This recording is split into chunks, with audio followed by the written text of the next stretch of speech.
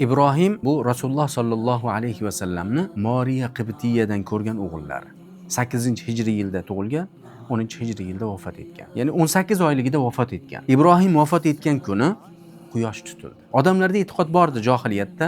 Qanaqa e'tiqod? Quyosh tutilsa, ular o'ylardiki, ular aytishardi, e'tiqod qilishardiki, bironta bir ulug' inson vafot etdi yoki bir ulug' inson tug'ildi deb turib e'tiqod qilishar. Ibrohim vafot etgan kuni Rasululloh sollallohu alayhi vasallam dafn qildilar. Kelganlarida quyosh tutildi. Shunda odamlar shu gaplarni aytganda Rasululloh sollallohu alayhi vasallam aytdilarki, "Innash-shamsa wal qamara ayatani min ayatillah." Quyosh va oy Allohning oyatlaridan, Allohning alomatlaridan, mo'jizalaridan. Bu quyosh va oy bir kishini o'limi uchun yoki bir kishini hayoti uchun tutashmaydi. Agar uni ko'rsanglar, qani Rasululloh sollallohu alayhi vasallam aqidani to'g'rilayapti.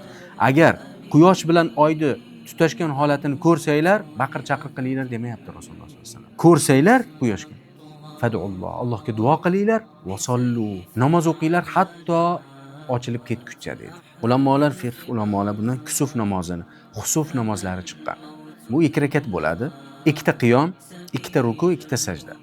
2 martadan qiyom, Fotihadan keyin uzun o'qilinadi, qiroat qilinadi. Keyin yana ruku qilinadi. Yana qaytib, yana qiyomda, yana Fotiha o'qib, yana uzun birinchi rakatdan ko'ra kamroq qilib o'qilinadi. Xuddi shunday 2 marta ruku, 2 marta qiyom, 2 marta sajda qilib, keyin ochilib ketguncha duo qilib turiladi Allohga. Ya'ni bir narsalar dang'ratib, har xil joylarda har xil urflar bor.